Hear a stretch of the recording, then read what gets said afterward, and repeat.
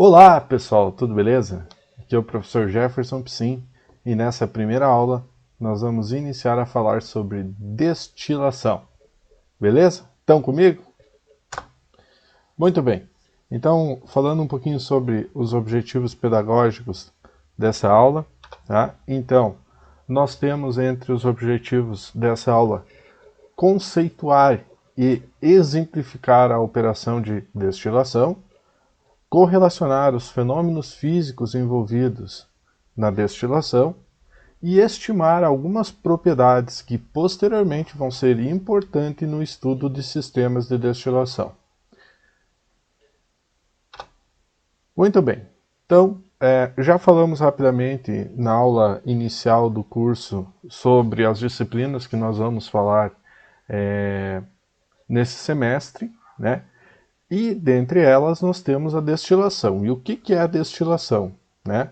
A destilação é uma operação cujo o mecanismo de separação é o equilíbrio líquido-vapor. Então nós temos um processo aqui, uma operação de separação que se baseia no equilíbrio entre uma fase líquida e uma fase vapor.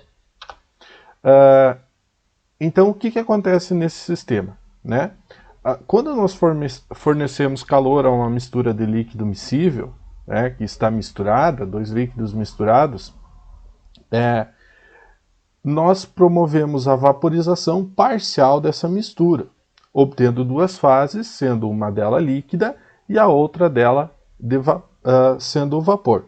Sendo que essas fases têm composições diferentes dependendo das características da mistura inicial. Essa composição ela vai depender muito da diferença de volatilidade dos vários componentes nessa fase líquida inicial. Ou seja, se a volatilidade desses componentes, a diferença de volatilidade desses componentes forem grandes, né, nós teremos uma fase líquida mais concentrada no componente menos volátil, enquanto a fase de vapor estará mais concentrada no componente mais volátil. E quanto maior for essa diferença de volatilidade, maior vai ser essa diferença de concentração entre essas duas fases. Certo? Então, alguns exemplos, e depois nós vamos tratar e avançando nessa parte de equipamentos, né, de processos de destilação. Nessa primeira figura, nós temos um sistema de destilação de bebidas alcoólicas, conhecido como alambique, certo? Um sistema que beira o artesanal, né? Porém é utilizado industrialmente para bebidas alcoólicas destiladas de alta qualidade, né? Aqui no meio nós temos uma destilaria de etanol, então aqui mais voltada para a questão de biocombustíveis, de etanol como um combustível, né, obtido a partir de cana-de-açúcar ou outra matéria-prima que tem a sacarose, né? E aqui no terceiro, né, uma imagem de uma torre de destilação fracionada de petróleo, né? Então aqui onde nós temos a produção dos componentes, dos diferentes componentes do petróleo. Ok? Então, começando a falar sobre esses equipamentos, vamos trazer alguns deles de forma apenas com o objetivo de exemplificar, porque posteriormente nós vamos estar tratando os balanços desses equipamentos de forma individual. Um dos sistemas de destilação mais simples do ponto de vista operacional é a destilação tipo flash, certo? A destilação tipo flash, ela consiste basicamente em elevarmos a temperatura de uma mistura acima da temperatura de ebulição, certo? Alimentando em um tanque de separação numa única etapa. Então aqui nós temos uma alimentação dada pela letra F e XF, a composição de um componente nessa alimentação. Aqui nós temos um trocador de calor que aquece essa mistura. Normalmente uma válvula para despressurizar isso. Então, cai para dentro de um tanque a baixa pressão, normalmente com vácuo, né, produzindo uma fração de vapor com uma determinada composição, aqui mostrada pela letra Y, e o termo que nós vamos usar aqui para a composição na fase vapor é a letra Y, certo? E um produto de fundo com a letra L e uma determinada composição dada pela letra X. Então, sempre que for líquido, a gente vai trabalhar com a letra X, vapor, letra Y, aqui de um determinado componente. O que acontece então aqui, né? O componente mais volátil, que é dado aqui pela letra Y, isso pode estar com um subíndice aqui, identificando o componente, né? Por exemplo, YA como componente mais volátil,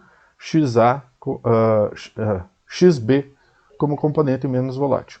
Então aqui em cima a gente vai ter uma fração rica no componente mais volátil, e aqui embaixo uma corrente mais rica no componente menos volátil. Esse processo ele só é razoavelmente aplicado se a diferença de volatilidade entre os dois componentes for elevada, né? Se nós não tiver uma diferença de volatilidade, nós vamos ter que buscar processos alternativos, operações alternativas. Uma delas é a destilação diferencial ou embatelada. E esse método ele consiste então a aplicar calor, transferir calor para um líquido. Aqui nessa etapa aqui o reboiler, tá? Ou refervedor, como preferirem, né? Então aqui nós temos um trocador de calor que transfere calor para o líquido, e esse líquido então evapora, ele ferve, né? Sendo separado num sistema de colunas, né? Obtendo lá no topo um vapor rico no componente mais volátil. Esse vapor ele passa por um condensador, dando origem ao produto, e ainda eu posso ter aqui, alternativamente, o refluxo de parte desse líquido para a coluna, né? E, posteriormente, vocês vão ver que esse refluxo, o que ele faz? Ele aumenta a concentração, ele melhora a qualidade do nosso vapor em relação à concentração do componente mais volátil.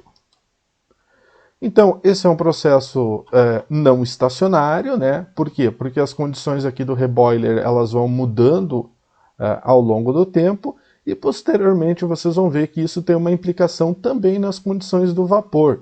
Então, no início nós vamos ter um vapor mais rico no componente mais volátil, e com o passar do processo, vocês vão ver que a qualidade do vapor em relação ao componente mais volátil, ela vai reduzindo, ou seja, eu vou tendo um incremento na concentração do vapor, do componente menos volátil no meu produto, tá? Então, por exemplo, o método utilizado para bebidas alcoólicas. A destilação fracionária, tá? Ou também fracionada, né? É um método de separação onde normalmente se utiliza um processo contínuo de operação. Então é um processo que nós trabalhamos com uma maior quantidade de produção. Nesses sistemas nós temos uma coluna, né? Essa coluna ela possui pratos, tá? Ela possui estágios, que são essas imagens que eu estou destacando aqui, certo? Sendo que quanto mais no topo da coluna, quanto mais ao topo da coluna, mais concentrado vai estar o componente mais volátil, certo? Então, por exemplo, esse sistema de colunas é utilizado no fracionamento do petróleo, tá? Então, sabemos que o petróleo é uma mistura de hidrocarbonetos de diferentes cadeia carbônica, né? Então, lá na base eu vou ter a parafina e o asfalteno, que são componentes extremamente pesados, ou seja, com uma temperatura de ebulição alta, né? E conforme eu vou subindo aqui, então eu vou ter os óleos lubrificantes, depois eu vou ter os óleos combustíveis, a querosene, a gasolina, e lá no topo eu ainda posso ter uma fração separada de um gás, certo? Então, esse sistema, claro que aqui nós temos uma coisa bem ilustrativa didaticamente, né? Ele é bem mais complexo, vocês até vão ver numa imagem posterior. Esse sistema ele pode ser usado para fracionamento de misturas.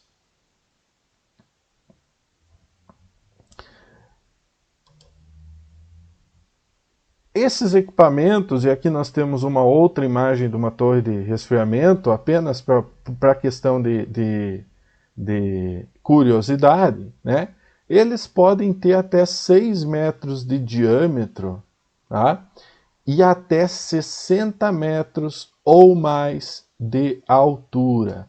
Então, quando vocês passarem, por exemplo, por um polo petroquímico, né, e observarem esses equipamentos, os mais altos que tem lá na indústria petroquímica, possivelmente vocês vão estar vendo o quê? Uma torre de destilação. Então, eu falei um pouquinho sobre os estágios, também conhecidos como pratos, e aqui tem um gifzinho que ilustra um pouquinho como é que é esse funcionamento desses estágios, tá? Então, só para vocês entenderem, cada estágio, ele recebe de cima para baixo o líquido, então o líquido cai por gravidade, ele inunda o estágio, passa por um refervedor, e esse refervedor, o que ele produz? Ele produz vapor. E esse vapor, então, ele retorna por dentro do estágio, por espécie de campânulas que tem aqui, ó. Então só deixa o vapor passar, não deixa o líquido retornar, tá? Fazendo o quê? Trocando calor com o próprio líquido. Então o que nós temos aqui? Nós temos um sistema de equilíbrio líquido-vapor em cada um desses estágios aqui que eu estou ilustrando para vocês. Tá? Então aqui estão os pratos, tá? Como eu falei para vocês, ou estágios, vocês vão ver muito a palavra prato. Tá? Aqui embaixo nós temos o refervedor. O que o refervedor faz? Ele aquece o líquido que está retornando da coluna. Tá? Vou pintar aqui de azul. Então o líquido vem na direção descendente da coluna, passa pelo refervedor, onde o refervedor aquece ele, fazendo com que ele volte na forma de vapor. E aqui eu tenho essa troca de calor direta entre o sistema. Lá em cima, então, eu tenho o condensador, que condensa esse vapor formado, e parte desse vapor ele retorna, tá? Ele retorna para dentro da coluna. Aqui um detalhe de como que funciona esses pratos, como é que é essa configuração dos pratos. Tá? Então vocês estão vendo aqui o vapor em contato com o líquido, né? Olhem aqui, ó, tá? Ele passa por sistemas de campândula, entrando em contato com o líquido, certo? E fazendo essa troca térmica, tá? E aqui, como eu falei para vocês, aqui mais uma ilustraçãozinha bem legal sobre como funciona essa troca de calor entre o vapor e o líquido. Aqui é um detalhe de um estágio, tá? E aqui um pouquinho mais como que funciona aqui, principalmente para o pessoal da engenharia química, né? Como que funciona uma torre de destilação de petróleo um pouco mais ilustrada do que a que eu mostrei anteriormente. Então aqui as diferentes frações que saem dessa torre de destilação. Ok? Bom, para começar a entender então como que funciona esse processo de separação líquido-vapor, nós precisamos entender alguns conceitos. Dentre o conceito básico, nós temos que rever os nossos conceitos sobre equilíbrio líquido-vapor. E vamos começar aqui por uma substância pura qualquer. Por exemplo, água. Né? Água até 0 graus Celsius, né? 0 graus Celsius, ela encontra-se no estado sólido. Né? Ao passo que nós fornecemos mais energia à água, né? Ela começa o processo de fusão e durante esse processo de fusão a água se mantém a uma temperatura constante, aqui nesse caso próximo, né, 0 graus Celsius se ela for substância pura nível do mar. Quando acaba o processo de fusão, então eu tenho água no estado líquido a 0 graus Celsius. Se nós continuarmos a fornecer calor, a água começa a esquentar até que ela chega a uma temperatura de 100 graus Celsius aqui. Tá? Certo? Mas ela continua líquida até esses 100 graus Celsius. E aí nós entramos na fase da ebulição. Tá? Então, na fase da ebulição, a água continua a 100 graus Celsius e passa do estado líquido para o estado de vapor. Né? Estado gasoso, estado de vapor, onde ele passa a se superaquecer. Então, o que nós temos aqui? Aqui nós temos calor sensível, aqui nós temos calor latente, calor sensível novamente, calor latente novamente e calor sensível novamente. Tá? Então, nós temos as duas formas de calor. O processo de resfriamento dessa água, não vou mostrar, mas ele seria um gráfico ao contrário. Né? Sai lá do estado gasoso, resfria, né? Sofre condensação, resfria, sofre solidificação, resfria de novo. Ok? Mas como que funciona isso? Numa mistura. Então, numa mistura, nós temos um comportamento um pouquinho diferente. Por quê? Porque a mudança de fase, ela é acompanhada por uma mudança de temperatura. Então, nós temos um ponto onde a fusão inicia e um segundo ponto lá da mistura, onde inicia a ebulição. Porém, as temperaturas nesses pontos, elas não se mantêm constante como numa substância pura, certo? Nesse ponto onde a ebulição inicia, é chamado ponto de bolha, ou seja, inicia é a temperatura, certo? O ponto de bolha, então é a temperatura que inicia o processo de ebulição. Se nós retirarmos energia de um sistema, nós temos algo ao contrário. Então, ele reduz a temperatura até que inicia a condensação e continua a reduzir a temperatura até que inicia o processo de solidificação. Mas vejam que nós não temos a formação daqueles patamares de temperatura como o caso de uma substância pura, certo? Então, em ambos os processos, nós temos tanto a transferência de calor sensível quanto a transferência de calor latente. Nesse ponto que nós temos o início da condensação é chamado ponto de orvalho, ou seja, quando a primeira gotícula de vapor condensa no material, tá? Então, trazendo esses conceitos, o ponto de bolha é a temperatura na qual se inicia a ebulição da mistura e o ponto de orvalho é a temperatura na qual inicia a condensação dessa mistura. Quando a mistura está no ponto de bolha, nós dizemos que nós temos um líquido saturado, ou seja, ela vai passar do ponto de bolha, iniciar a formar vapor. É líquido, vai iniciar a formar vapor. Quando a mistura está na temperatura de orvalho, nós dizemos que nós temos o vapor saturado. Por quê? Porque ela é vapor e vai passar a condensar. Tá?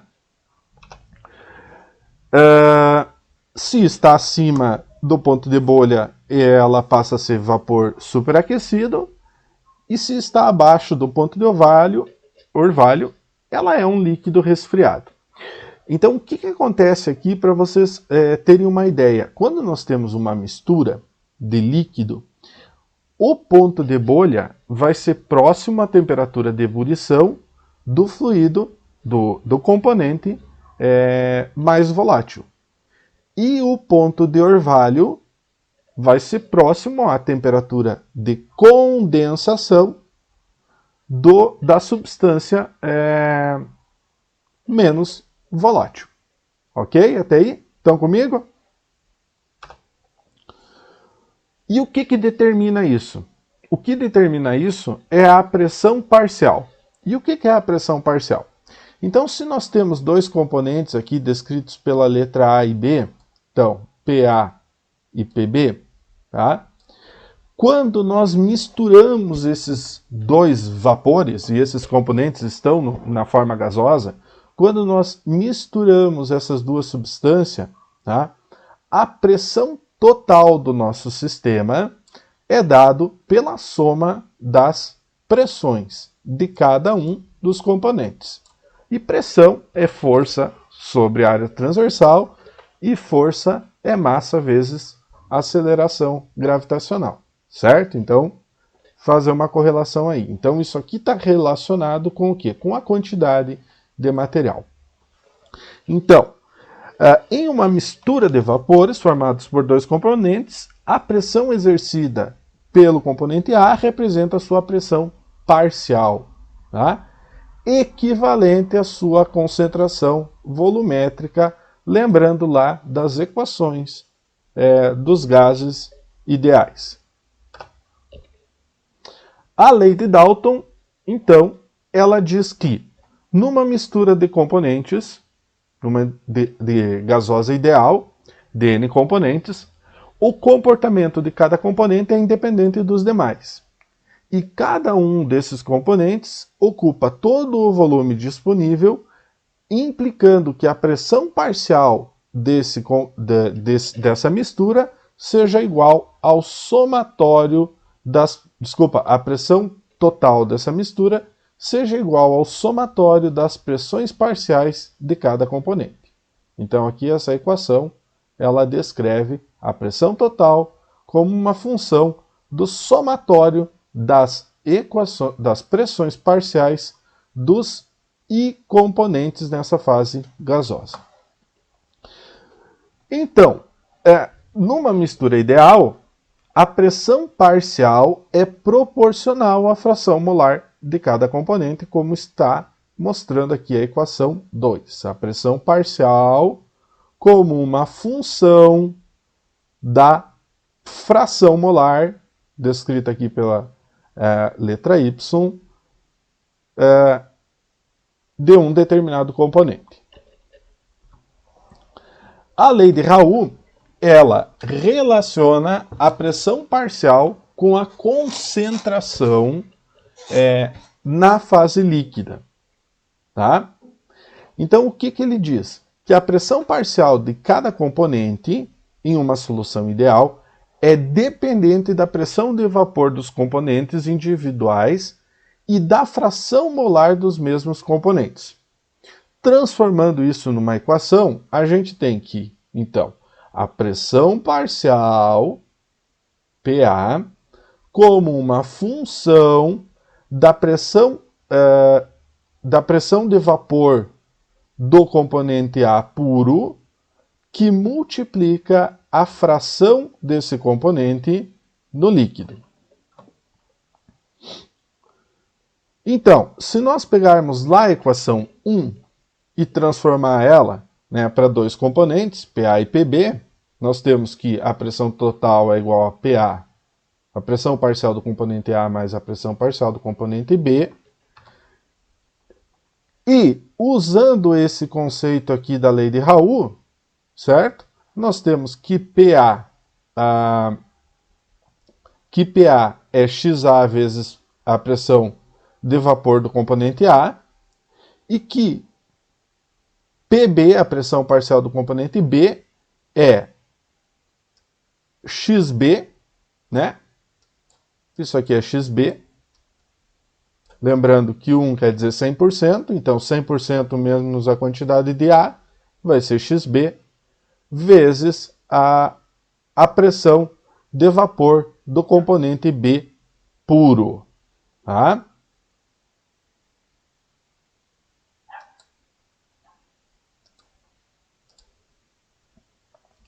Logo, se nós rearranjar essa equação, utilizando o conceito anterior, nós chegamos que a fração molar de um componente A numa fase gasosa vai ser proporcional à fração molar desse componente vezes a pressão de vapor do componente puro dividido pela pressão total desse componente. E como é que nós chegamos aqui?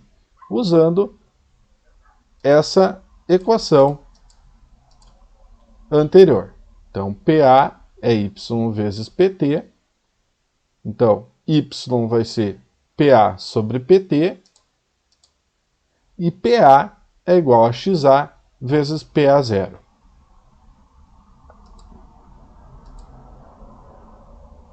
Então, essa é a lei de Raoult, que relaciona a composição de um componente em sua fase de vapor com a composição do componente na fase líquida.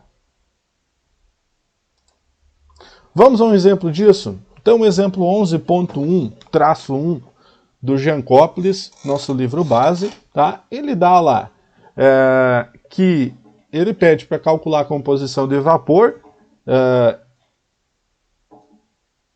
e de líquido em equilíbrio a 95 graus Celsius, para uma mistura benzeno-tolueno, usando dados de uma tabela, que eu já vou mostrar aqui para vocês, a 101,32 kPa, ou seja, a pressão atmosférica. Então está aqui a tabela de pressão de vapor. Tá? Então aqui é o PI0 do benzeno e do tolueno. Tá? Do benzeno e do tolueno a diferentes temperaturas. Tá? Desde 80,1 a 110,6 graus Celsius. Tá? Pegando aqui a 95, então, vou pegar só os valores aqui em quilopascal, que eles são importantes. Então, nós temos que a pressão de vapor do benzeno é 155,7, né? Enquanto que a pressão de vapor do tolueno é 63,2. Ou seja, a 95 graus Celsius o benzeno estaria na forma de vapor superaquecido, enquanto que o tolueno estaria na forma de líquido subresfriado. Ok? Então, se nós pegarmos a equação que correlaciona as pressões dos componentes puros com a composição no líquido, ou seja, a fração de um componente no líquido, com a pressão total, né? nós chegamos aqui, substituindo os valores, né? Nós chegamos que a composição do componente A, tá? Do componente A, do benzeno, tá? É de 41,1% na fase líquida. Aplicando a relação de Raoult, né, em que a composição do componente A no vapor é igual à pressão de vapor dele vezes a sua composição dividido pela pressão total, nós chegamos que a 95 graus Celsius uma mistura benzeno-tolueno vai ter 63,2% de benzeno na fase de vapor.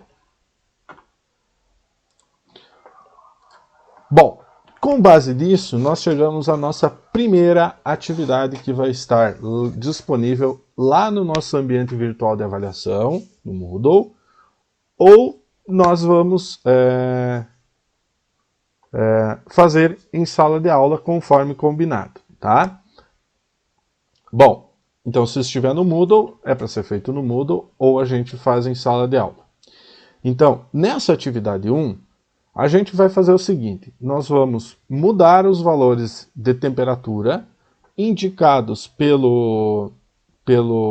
no exemplo 11.1 do Jean Coples, de forma aleatória para cada um dos alunos, e cada um de vocês vai ter que calcular, determinar qual é o valor da composição da corrente de líquido e da corrente de vapor do benzeno e do tolueno nessas diferentes temperaturas. Beleza? Lançado o desafio, atividade 1.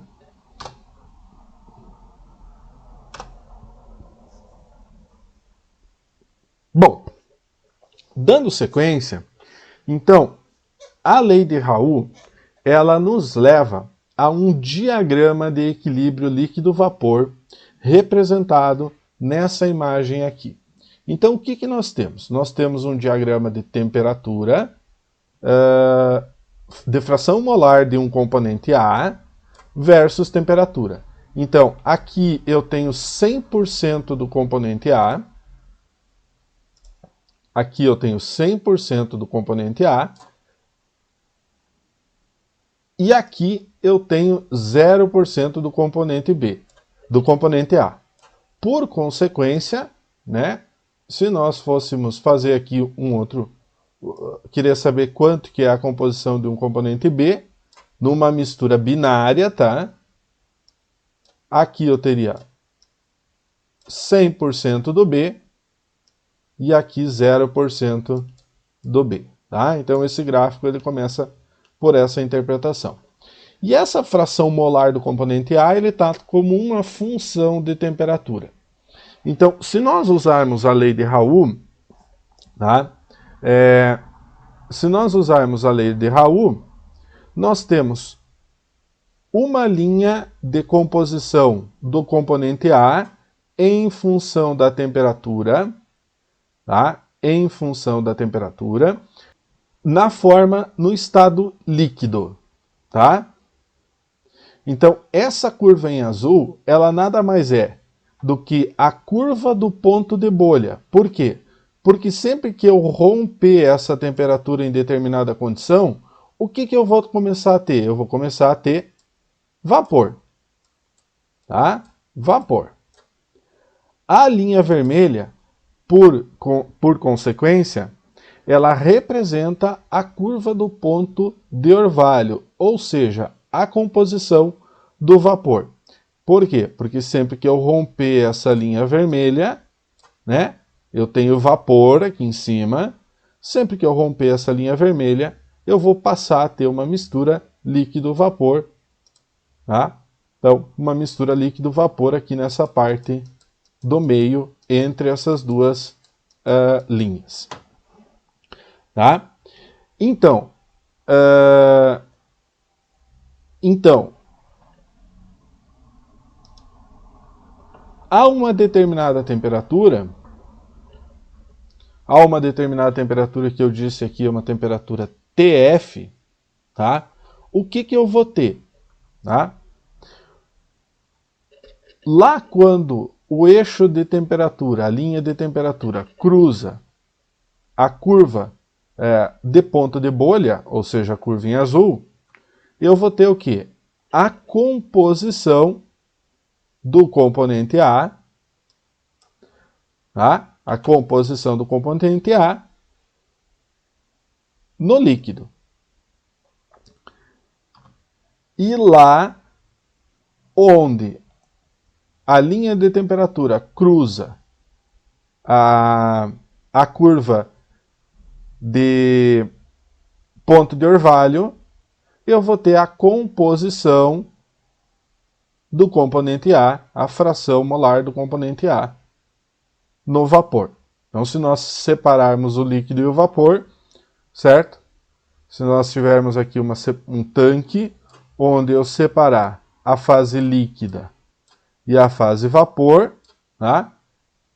Nesse ponto aqui, eu vou ter a composição nessa parte, e nessa determinada condição, eu vou ter a composição nessa parte. Então vejam aqui, ó, muito importante isso, ó. Vejam comigo. Se o componente A é o componente mais volátil, certo? No vapor, eu vou ter o quê? Eu vou ter uma maior composição. Deixa eu escrever aqui.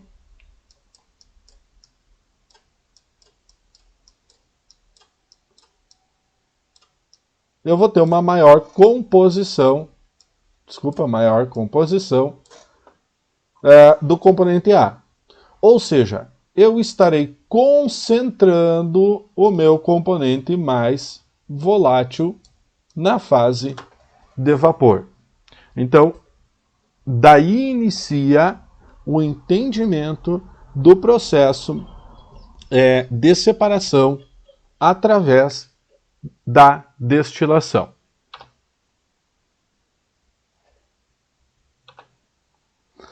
E aí, galera, nós chegamos na nossa segunda atividade.